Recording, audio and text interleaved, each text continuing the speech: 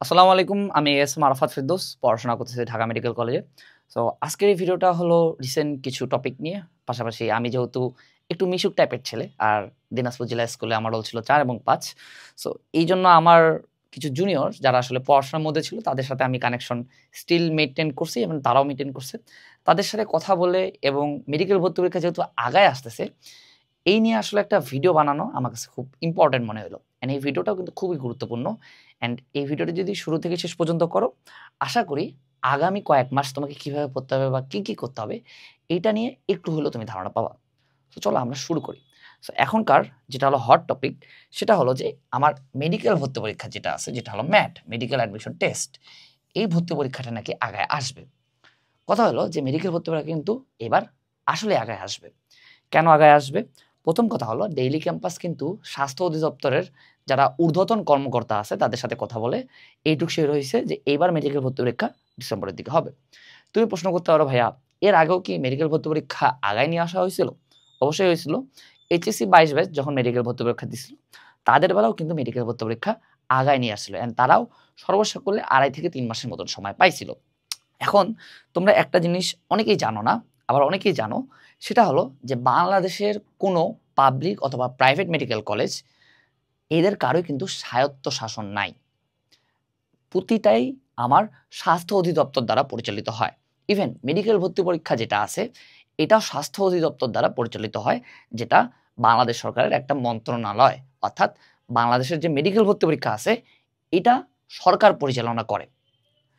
বাংলাদেশের অন্যান্য যেগুলো পাবলিক ভার্সিটি আছে, যেমন ধরো রাবি, জাবি, ঢাবি, চবি, বাংলাদেশের অন্যান্য পাবলিক ইঞ্জিনিয়ারিং ভার্সিটি যেগুলো আছে, যেমন রুয়েট, কুয়েট, চুয়েট, বুয়েট, এদের সবার কিন্তু স্বায়ত্তশাসন আছে। তারা চাইলে মেডিকেল ভর্তি তারা চাইলে তাদের যে ভর্তি পরীক্ষাটা আছে, এটা আগায়ও নিয়ে আসতে পারে, আবার পরেও নিতে পারে। It's totally up to them. অর্থাৎ তারা যদি চায় তারা তাদের ভর্তি পরীক্ষাটা আগায় নিয়ে আসতে পারবে, তারা যদি চায় তাদের ভর্তি পরীক্ষাটা পিছায়ও দিতে পারবে। কিন্তু এই যে মেডিকেল ভর্তি পরীক্ষা অর্থাৎ মেডিকেল অ্যাডমিশন টেস্ট যেটা আছে, এটা যেহেতু সরকারের দ্বারা পরিচালিত হয়, সরকারের কাছে এই টেস্টের আসলে খুব একটা গুরুত্ব নাই। সরকারের কাছে মেইন গুরুত্বপূর্ণ কাজ হলো নির্বাচন দেওয়া। সামনে যেহেতু জাতীয় নির্বাচন, এই জাতীয় নির্বাচনের জন্য মেডিকেল ভর্তি পরীক্ষাটা অবশ্যই আগায় নিয়ে আসবে, কারণ এটা সরকার পরিচালিত একটা ভর্তি পরীক্ষা। এটা স্বাস্থ্য মন্ত্রণালয়ের অধীনে এক্সামটা হয়। কিন্তু অন্যান্য যেগুলো ভর্তি পরীক্ষা, যেমন বুয়েট ভর্তি পরীক্ষা বা ইঞ্জিনিয়ারিং গুচ্ছ অথবা অন্যান্য গুচ্ছ পরীক্ষা যেগুলো আছে, বা হাজী দানেশের ভর্তি পরীক্ষা বলো অথবা ঢাবির ভর্তি পরীক্ষা বলো, এগুলো স্বায়ত্তশাসিত। এনারা চাইলে পরীক্ষাটা পরেও নিতে পারে। কিন্তু মেডিকেল ভর্তি পরীক্ষা বা বাংলাদেশের যে কোনো পাবলিক মেডিকেল কলেজ কিন্তু স্বায়ত্তশাসিত না। প্রতিটাই কিন্তু স্বাস্থ্য অধিদপ্তরের অন্তর্ভুক্ত। অর্থাৎ স্বাস্থ্য অধিদপ্তর এগুলো পরিচালনা করে। সো এইজন্য সরকার অবশ্যই মেডিকেল ভর্তি পরীক্ষাটা আগে আনবে, কারণ সামনে জাতীয় নির্বাচন। তো ভাইয়া মেডিকেল ভর্তি পরীক্ষাটা কবে হইতে পারে? আমরা যতদূর জানি, স্বাস্থ্য অধিদপ্তরের যারা ঊর্ধ্বতন কর্মকর্তারা আছেন, তারা বলছেন যে ডিসেম্বরের দিকে, অর্থাৎ ডিসেম্বরের শুরুর দিকে অথবা ডিসেম্বরের শেষের দিকে আমার এই পরীক্ষাটা হবে, অর্থাৎ ডিসেম্বরেই।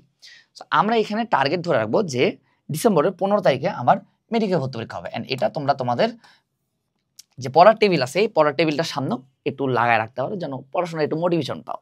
সো ডিসেম্বরের 15 তারিখে কেন মেডিকেল ভর্তি পরীক্ষা হবে, এটা আমরা ধরে নিচ্ছি। কারণ যদি আমরা ডিসেম্বরের 15 তারিখ ধরে আগাই, যদি মেডিকেল ভর্তি পরীক্ষা আগায়ও, তাহলে সর্বোচ্চ 1 সপ্তাহ আগাবে। যদি পিছায়ও, তাহলে সর্বোচ্চ 1 সপ্তাহ পিছাবে। বাট এইটুক শিওর থাকো যে ডিসেম্বরের মধ্যেই আমার মেডিকেল অ্যাডমিশন টেস্ট হবে। কারণ সরকারের কাছে মেইন গুরুত্বপূর্ণ কাজ হলো নির্বাচনটা দেওয়া, আর তারা আসলে কোনো ঝামেলা রাখতে চায় না। সো এই যে ঝামেলাটা মেডিকেল অ্যাডমিশন টেস্ট তাদের কাছে, ওনারা এটা যত তাড়াতাড়ি সম্ভব তত তাড়াতাড়ি এটা দূর করবেন। ঠিক আছে? এই জন্য কিন্তু মেডিকেল অ্যাডমিশন টেস্ট হলো তোমার হবেই ডিসেম্বর মাসে। সেটা শুরুর দিকে হইতে পারে অথবা শেষের দিকে হইতে পারে, বাট আমরা ধরে রাখবো যে ডিসেম্বরের 15 তারিখে আমার মেডিকেল ভর্তি পরীক্ষাটা হবে। ঠিক আছে? সো এখন আমি আগেই বললাম যে আমার আসলে মিশুক মানুষ, আমি আমার জুনিয়রদের সাথে কানেক্টেড এবং তারাও আমার সাথে কানেকশন মেনটেন করে রাখছে। সো আমার দিনাজপুরের বেশ কিছু জুনিয়রের সাথে আমি কথা বলে একটা জিনিস জানতে পারলাম যে যারা অফলাইনে কোচিং করতেছেন, তারা আসলে এখন পর্যন্ত খুব ধীর গতিতে আগাচ্ছে। তুমি একটা জিনিস দেখো, এই যে ডিসেম্বরের 15 তারিখে আমার যদি এক্সামটা হয়, তাহলে আমার হাতে সময় আছে কতদিন আর? সর্বসাকুল্যে যদি আমি ধরি, অক্টোবর, নভেম্বর, 2 মাস 15 দিনের মতন সময় আছে। অর্থাৎ আমার মেডিকেল ভর্তি পরীক্ষার জন্য আমি আর সময় পাবো 2 মাস 15 দিন। এই 2 মাস 15 দিনের মধ্যে আবার তোমাকে হাতে 1 মাস রাখতে হবে রিভাইজ। অর্থাৎ তোমার কাছে আর সময় আছে 1 মাস 15 দিন। এই 1 মাস 15 দিনে তোমাকে কি করতে হবে ভাইয়া? 1 মাস 15 দিনে তোমার যে 55টা চ্যাপ্টার প্লাস ইংলিশ জিকে এই সব কিছু তোমাকে শেষ করতে হবে। অর্থাৎ তোমার কাছে কিন্তু বেশি সময় নেই, কারণ তোমাকে 1 মাস হাতে রাখতেই হবে রিভাইজ দেওয়ার জন্য। কারণ তোমাকে শেষের দিকে যায় পেপার ফাইনাল দিতে হবে, সাবজেক্ট ফাইনাল দিতে হবে, তারপর মডেল টেস্ট দিতে হবে বেশি বেশি। অর্থাৎ 1 মাস শুধুমাত্র রিভাইসের জন্য যদি আমি রাখি, তাহলে আমার হাতে সময় থাকে 1 মাস 15 দিন। এই 1 মাস 15 দিনের মধ্যে 10-12 দিন তোমার এমনি যাবে। ধরো যে কোন আত্মীয়র বিয়ে পড়ছে বা এমনি পড়তে মন চাচ্ছে না, বা ধরো যে মাঝখানে ছুটি পড়ে গেছে, তো এই জন্য তখন আসলে পড়া হয় না। বাট তাও আমরা ধরে নিচ্ছি তোমার কাছে আর 1 মাস 15 দিন আছে। এই 1 মাস 15 দিনের মধ্যে তোমাকে 55টা চ্যাপ্টার, অর্থাৎ ফিজিক্স, কেমিস্ট্রি এবং বায়োলজি টোটাল 55টা চ্যাপ্টার প্লাস ইংলিশের হিউজ সিলেবাস প্লাস জিকের হিউজ সিলেবাস, এই সব কিছু শেষ করতে হবে তোমার 1 মাস 15 দিনে।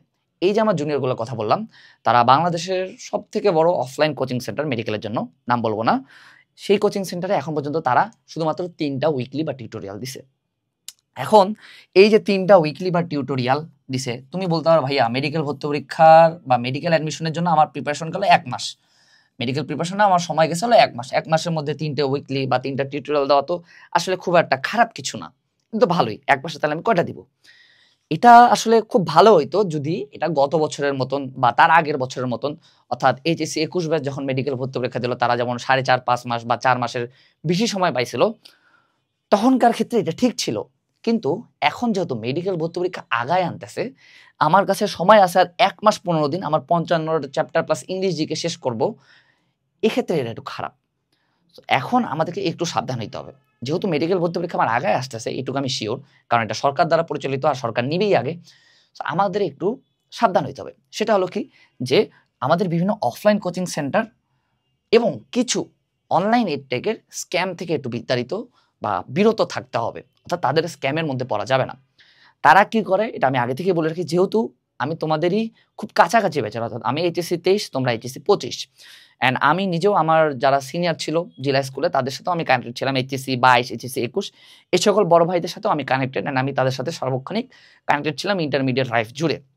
সো আমি এইটুক জানি যে তারা আসলে এখন এই যে আস্তে আস্তে কচ্ছপের গতিতে আগাচ্ছে, 1 মাস ধরে 10টা চ্যাপ্টার বা 12টা চ্যাপ্টার পড়াচ্ছে, শেষের দিকে যায় এমন একটা টান দিবে তুমি ওই টানটা ধরতেই পারবে না। কারণটা কি? কারণ তারা দেখাবে যে তারা এনিহাউ এই যে সিলেবাস আছে, এই সিলেবাসটা তারা শেষ করছে এনিহাউ। কারণ তাকে তো হলো দেখাইতে হবে, তুমি টাকা দিছো, টাকা দিছো, তুমি তো বলবা যে ভাই সিলেবাস কেন শেষ করাতে পারলি না। ও তোমাকে এনিহাউ সিলেবাস শেষ করে দেওয়াবেই, দিবেই। এখন আপাতত ধরো যে আস্তে আস্তে চালাচ্ছে, কারণটা কি সেটাও আমি বলে দিচ্ছি। এই যে এখন আস্তে আস্তে চলতেছে বিভিন্ন অনলাইন এডটেক পাশাপাশি অফলাইন কোচিং সেন্টার, কারণ তারা আসলে স্টুডেন্ট ধরতে চায়, নতুন স্টুডেন্ট। কিভাবে? যে নতুন একটা স্টুডেন্ট আসলো, আসে বলতেছে ভাই আপনাদের কয়টা চ্যাপ্টার হয়েছে? এখন ধরো যে ওই অফলাইন বা অনলাইন নেটটেক বললো যে ভাই আসলে আমাদের তো 20টা চ্যাপ্টার হয়ে গেছে, আর মাত্র 35টার মতন এক্সাম বাকি আছে বা 35টা চ্যাপ্টার বাকি আছে, ইংরেজিকে অনেক দূর শেষ। ওই স্টুডেন্ট কি যা ওই কোচিংয়ে ভর্তি হবে? তুমি বলো নতুন যে স্টুডেন্ট আছে সে কিন্তু ভর্তি হবে না, কারণ দেখবে যে এরা তো অনেক আগে গেছে। আর আমাকে যাইতে হবে এমন জায়গায় যেখানে আসলে মানুষজন কম পড়ছে, যেন আমি ফ্লোটা ধরতে পারি। সেখানে এরা দেখাবে যে তারা 1 মাস ধরে 12টা চ্যাপ্টার আর কিছু অল্প ইংরেজিকে পড়াইছে। সো তখন স্টুডেন্ট কি করে, ও আচ্ছা তাহলে এরা তো বেশি দূর আগায় না, আমিও বেশি পিছাই নেই, তাহলে আমি এখানেই ঢুকে যাই। এই যে নতুন স্টুডেন্ট ক্যাপচার করার জন্য তারা কিন্তু এই স্ক্যামটা তারা চালাচ্ছে, এটা আমি তোমাদের আগেই বলে দিচ্ছি। তারা দেখবা যে এখন খুব আস্তে আস্তে চলতেছে, শেষের দিকে যায় একদিনে তারা 4-5টা করে চ্যাপ্টার পড়া দিবে। আমার কথা বিশ্বাস না হলে তোমরা তোমাদের সিনিয়র যে সব ভাইয়া বা আপু আছে তাদের কাছে জিজ্ঞাসা করবা। বেশিরভাগ অফলাইন কোচিং সেন্টার এবং কিছু অনলাইন টেক এই কাজটা করে, যে এখন আস্তে আস্তে পড়াচ্ছে যেন তারা নতুন স্টুডেন্ট ক্যাপচার করতে পারে। শেষের দিকে যায় এমন টান দিবে যে তোমার তো সিলেবাস কমপ্লিট হবে না, তুমি ধরতে পারবে না, বা তারা দেখা যাবে আচ্ছা আমরা তো সিলেবাস শেষ করছি। শেষের দিকে লাস্টের 1 মাসে যায় তারা আলাদাভাবে রিভিশন কোর্স ছাড়বে। এটা আমার কথাটা মিলাই নিও। সো তাইলে ভাইয়া এখন আমরা করবোটা কি? সো অফলাইন কোচিং এ তুমি কন্টিনিউ করো বা যে অনলাইন এর থেকে আসো ওখানে কন্টিনিউ করো, আপ টু ইউ। বাট তোমাকে একটা কাজ অবশ্যই করতে হবে, সেটা হলো নিজের যে পড়াটুকু আছে এইটুকু হলো অ্যাড করা। অর্থাৎ এরা যেভাবে আগাচ্ছে আগাক, এরা যে রুটিন আগাচ্ছে আগাক, আমি ওই রুটিনের পড়াও করব, সাথে আমি নিজে এক্সট্রা কিছু করব। সো এইভাবে আমাদেরকে একটু নিজেরা একটু সময় বের করে নিজের রুটিনটা বানাইতে হবে। এরা যদি আমার সপ্তাহে 4টা করে চ্যাপ্টার খতম করে, তাহলে আমি টার্গেট নেব যে আমি সপ্তাহে 6 থেকে 6টা বা কম করে 7টা চ্যাপ্টার খতম করব। এইভাবে যদি তুমি আগাও তাহলে তুমি বাস খাবা না। আদারওয়াইজ তুমি যদি এদের সাথেই আগাও তাহলে কিন্তু ভাইয়া আকাশ ভরা তার অবস্থা হবে। এখন তুমি কিভাবে বুঝবা যে তোমার অনলাইন এডটেক অথবা তোমার এই যে অফলাইন কোচিং সেন্টার সে নতুন স্টুডেন্ট পাওয়ার জন্য বা ক্যাপচার করার জন্য এখন একটা স্ক্যাম চালাচ্ছে?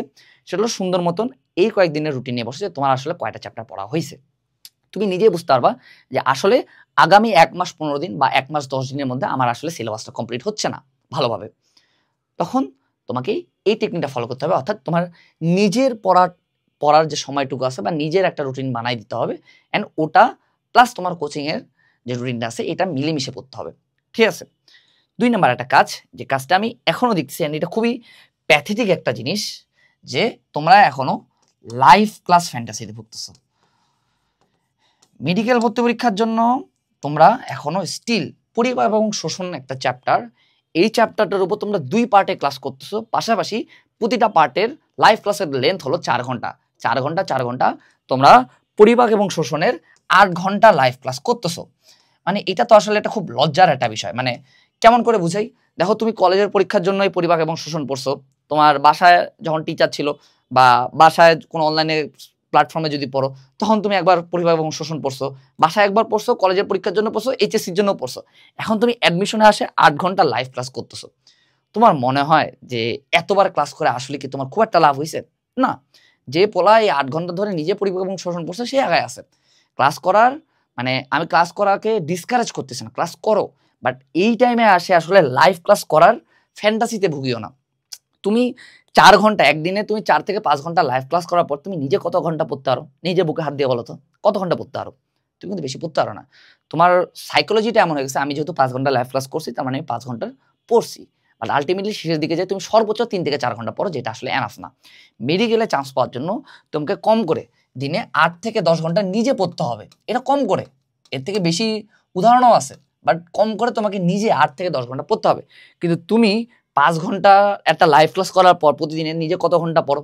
তুমি তো লাইভ ক্লাসও করো না, তুমি স্যারের লেম জোকসে হাসো, পাশাপাশি স্যারের যে এই কমেন্ট সেকশনে কিছু কিছু পোলাপান আসে মজা নেয়, তুমিও ওদের সাথে মজা নাও, বাট তুমি ক্লাসটা করো না। ঠিক আছে? সো আমি এগুলো খুব ভালো মতনই জানি। সো এই এখন লাইভ ক্লাস ফ্যান্টাসিতে ভোগা যাবে না। লাইভ ক্লাস বাদ দাও, এটা আমি এখন বলতেছি, এটা সারা জীবনে বলবো যে মেডিকেলের জন্য আসলে ক্লাসের গুরুত্বটা খুবই খুবই কম। কেউ ক্লাস করে মেডিকেলে চান্স পায় না ভাইয়া। মেডিকেলে চান্স পায় মানুষ 3টা কারণে। এক, মহান আল্লাহ তার অনুগ্রহ বা তার ইচ্ছা। তিনি যদি মনে করেন যে তুমি মেডিকেলে চান্স পাবা বা নিজ হাতে মানুষ সেবা করার সুযোগ উনি তোমাকে দিবেন, তুমি এটা যোগ্য, তাহলে তুমি চান্স পাবা। 2, নিজে অনেক বেশি পড়তে হবে, প্রতিদিন 8 থেকে 10 ঘন্টা। 3, প্রপার গাইডলাইন। সো আল্লাহর অনুগ্রহ পাওয়ার জন্য নিজে নিজে বেশি করে নামাজ পড়বা, আল্লাহর কাছে চাবা, আর গাইডলাইনার ক্লাসের জন্য তো আমরা আসি। তো এখন লাইভ ক্লাস ফ্যান্টাসিতে ভোগা যাবে না। তাহলে ভাইয়া করবোটা কি? এই যে আপনি বললেন আমি কোচিং এর রুটিন যেটা আছে এটার সাথে আগাবো, সাথে নিজের একটু রুটিন বানাই নিব। অর্থাৎ তারা যদি 4টা চ্যাপ্টার পড়ে তাদের রুটিনে আমি পড়ার চেষ্টা করবো 6টা চ্যাপ্টার, বা ইংরেজিকেও একটু আগায় রাখার চেষ্টা করব। করবোটা কি? সেটা হলো আমাদের যে ফুল মেডিকেল কোর্স আছে হাল স্ম্যাশ মেড প্রো ব্যাচ, এখানে কিন্তু আমরা সবগুলা রেকর্ডের ক্লাস আগে দিয়ে রাখছি। পাশাপাশি আমাদের গাইডলাইনের জন্য, সার্বক্ষণিক গাইডলাইনের জন্য একটা আলাদা টেলিগ্রাম গ্রুপ আছে যেখানে তুমি আমাকে ডিরেক্টলি কোশ্চেন আস্ক করতে পারবা। সো এইটা একটা সিস্টেম। পাশাপাশি আর একটা সিস্টেম আমরা আমাদের স্টুডেন্টদের জন্য করে রাখছি, সেটা হলো আমরা তাদের routine wise exam plus class দিচ্ছি। ওই সেম ক্লাসগুলো আমরা তাদেরকে দিচ্ছি, বাবা তুই ক্লাসটা কর, আজকে এটার ক্লাস, আজকে এটার এক্সাম। কিন্তু যারা আসলে অন্য জায়গায় ভর্তি হয়ে আছে বিভিন্ন অফলাইনে বা অনলাইনে, তারা যেহেতু চাচ্ছে এখন তাড়াতাড়ি সিলেবাস শেষ করার জন্য, তাকে তো ক্লাসগুলো তাড়াতাড়ি করা লাগবে, স্পিড বাড়ায় করা লাগবে। তাদের জন্য কিন্তু আমরা আলাদাভাবে কোর্সের সবগুলো ক্লাস একসাথে দিয়ে দিচ্ছি এবং তাদেরকেও টেলিগ্রাম গ্রুপে অ্যাড দিচ্ছি যেন তারা সুন্দর মতো আমাদের কাছে গাইডলাইনটা নিতে পারে। সো এখন যদি আমি একদম সামারিতে আসি যে করবোটা কি ভাইয়া, প্রথম কথা হলো যে তুমি আগে দেখো যে তোমার অফলাইন কোচিং সেন্টার বা তোমার অনলাইন এডটেক আসলে তোমার সাথে স্ক্যাম করতেছে কিনা নতুন স্টুডেন্ট ক্যাপচার করার জন্য, অর্থাৎ তারা টাকা কামানোর জন্য তোমাকে বাস দিচ্ছে কিনা বা তোমার লাইফটে খেলতেছে কিনা। যদি দেখো খেলতেছে, তাহলে ভাইয়া এখন নতুন কোনো জায়গায় বা নতুন কোনো রুটিন ফলো করার দরকার নাই। আমরা করবোটা কি, তাদের রুটিনটার সাথে আমাদের নিজেদের পড়ার যে রুটিনটা আছে এটা অ্যাড করে দিব। তারা যদি দেখি যে সপ্তাহে 4টা ক্লাস করাচ্ছে বা 4টা আমার চ্যাপ্টার পড়াচ্ছে, তাহলে আমি চেষ্টা করব এক্সট্রা আরো 2 থেকে 3টা চ্যাপ্টার অ্যাড করে দেবো। অর্থাৎ আমি সপ্তাহে 6টা থেকে 7টা চ্যাপ্টার পড়ার চেষ্টা করব। অর্থাৎ যে জয়টা করেই পড়াক আমি তার থেকে 2টা বা 3টা এক্সট্রা পড়ার চেষ্টা করব। কিভাবে করব? তোমরা যদি আমাদের মেডিকেল কোর্সে ভর্তি হও তাহলে আমাদের ওখানে কিন্তু সবগুলো ক্লাস দেওয়া আছে। তুমি স্পিড বাড়ায় যদি দেখো, সর্বোচ্চ একটা ক্লাস করতে 1.5 থেকে 2 ঘন্টা লাগবে, এর বেশি লাগবে না। তারপর নিজে অনেক বেশি পড়া। পাশাপাশি কোর্সে ভর্তি হলে তুমি দাগানো বই যেমন পাচ্ছ, পাশাপাশি এরিয়া মার্কিং পিডিএফও পাচ্ছ। সো এইভাবে পড়ার পর তোমার কাজ কি ভাইয়া? সেটা হলো তোমার প্রপার গাইডেন্সে থাকা। প্রপার গাইডেন্স, আরে বোর্ডে তো জায়গায় নেই। সো আমাদের এইবারের মেডিকেল কোর্সে এটা হলো সব থেকে এক্সক্লুসিভ যে টক উইথ দ্য মেন্টর, অর্থাৎ তুমি সার্বক্ষণিক আমাদের মেন্টরশিপে থাকতেছো। আমাদের একটা টেলিগ্রাম গ্রুপ আছে।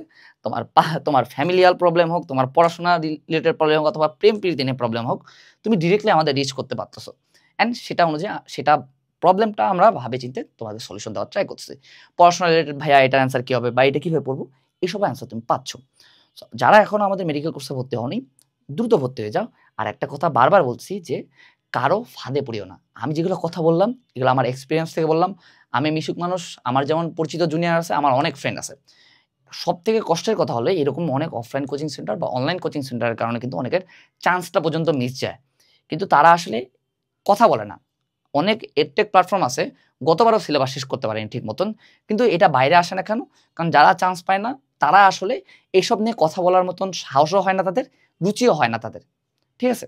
সো এই ভিডিওটা এই পর্যন্তই। তোমাদের যদি কোনো প্রবলেম থাকে বা কোনো পড়াশোনা রিলেটেড সমস্যা থাকে, তাহলে তুমি হালকা স্টুডেন্ট ফ্যামিলিতে জয়েন হয়ে সেখানে যদি অ্যানোনিমাস পার্টিসিপেন্ট হয়েও কোয়েশ্চেন আস্ক করো, সেগুলো আমি রিপ্লাই দেওয়ার ট্রাই করি। আর আমার ফেসবুক আইডি আছে ASM আরাফাত ফেরদৌস, সেখানেও চাইলে ফলো করতে পারো। আসসালামু আলাইকুম।